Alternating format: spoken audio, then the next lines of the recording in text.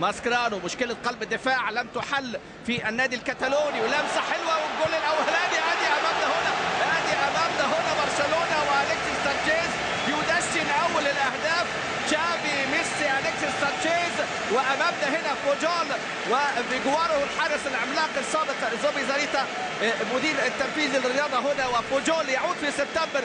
أليكسيس سانشيز في الدقيقة الثالثة يدشن أول أهداف الموسم، الهدف الملعوب بالاداء السهل الممتنع. تشافي في العمق، ميسي بلمسه حلوه قوي، اليكسيس سانشيز الى اي رقابه. شوف امامنا الكوره، شوف الكوره، ادي امامنا ماسكرانو اتعملت حلوه قوي، وبيدرو امامنا التحرك، وبص تشافي ويا سلام على التحرك الجميل واللمسه الجميله هنا من جانب سيسك اللي صنع على فكره. واليكسيس سانشيز المثلث القوي، بيدرو الى اللاعب تشافي الى سيسك الى أليكسيس سانشيز اللي بيضع اول اهدافه هنا في الدقيقه الثالثه.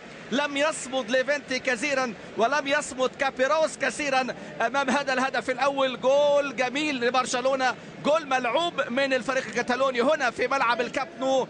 هو الوحيد اللي بيعرف الموضه، الباقي لسنا نجوم سينما، ويعني كل لاعب مع عيلته. ادي امامنا هنا ميسي مع العيله مع بيدرو بيوزع الهدايا، والتاني ادي امامنا هنا ميسي كبير العيله الكبير قوي في هذه اللقطه يضعها في المرمى. وادي نيمار، ويعني طبعا قلبه والكل يصفق لان المتعه حاضره والحفل كبير. حفل التقديم لتاتا، اول مباراه رسميه لتاتا في طبعا الدوري الاسباني امام الحشود الكبيره النهارده من الجماهير والعشاق والمحبين البلوجرانا. وميسي يفتتح وديفيد نافارو يعني كما ينظر الى ميسي، يعني عايز يقول ايه اللي جابني هنا النهارده. لاعب السابق في فالنسيا ومايوركا لعب ديفيد نافارو. شوف امامنا هنا، شوف ميسي، ادي ميسي خدم يعني بيها بيدرو رجعها له.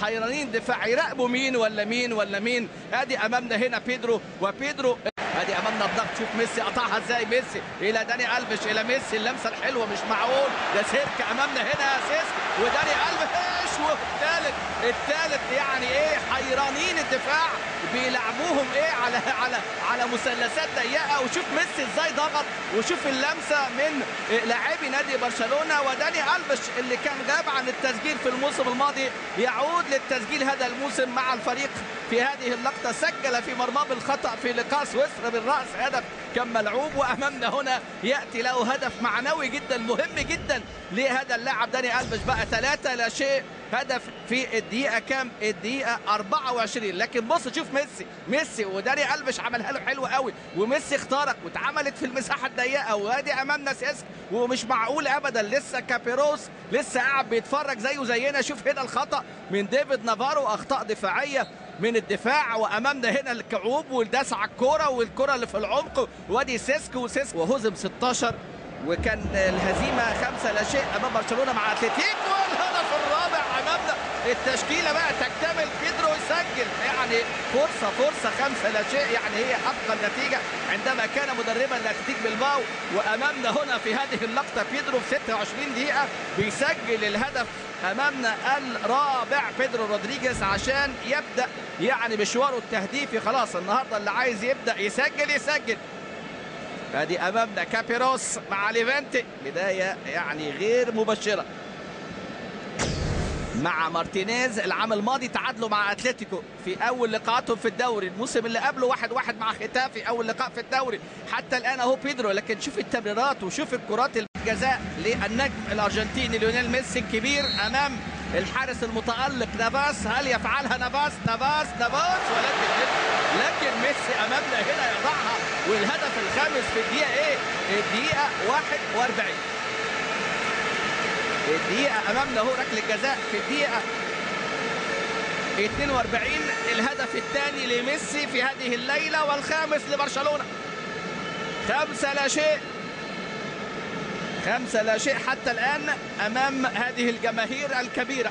5-0 النتيجة الأسوأ لكابيروس مع اتلتيك بلباو أمام برشلونة. لكن أمامنا هنا بقى نتيجة سيئة جدا. شوط أول حتى الآن، شوف حطها إزاي، شوف فريق يعني، لكن هو يعني عنده ده الأفضل، أفضل تشكيلة. شوف هنا لعب على الكيف. وادي أمامنا تشافي وهي عايزة 6-6 نصف دستة أشرار هنا حتى الآن في هذه المباراة. لكن يعني مش معقول ابدا. مباراه لبرشلونه لكن امام منافس يبدو مستسلم تماما. الملاكم يلقي بالمنشفه عشان يوقف هذه يعني المهزله، ولكن امام هذه المهارات شوف امامنا اللمسه الدفاع يا راجل. خوان فران لسه بتعملوا مسات التسلل امامنا هنا، الفخ دائما وابدا يسقطوا فيه، وامامنا تشافي حتى الكوره اتحرك حلو ما لبستش قوي، لكن شوف بقى هنا لمست والحارس الله كده دي قلب من نادي برشلونه.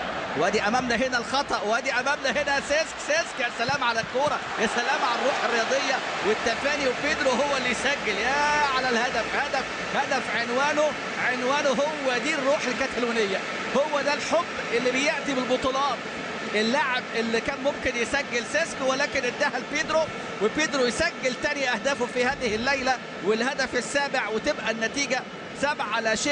ادي بيدرو، لكن شوف الخطا الكبير، شوف الخطا الفادح امامنا بيدرو لوبيز امامنا، وشوف الضغط ادي امامنا نيمار وما لعبوش يعني اللاعبين، وكره من هيكتور امامنا ما لعبوش على الصفاره، الحكم ما صفرش، وسيسكي بيلعب على اللحظه الاخيره. وشوف بقى هنا بيدرو، شوف بيدرو على طول هو اللي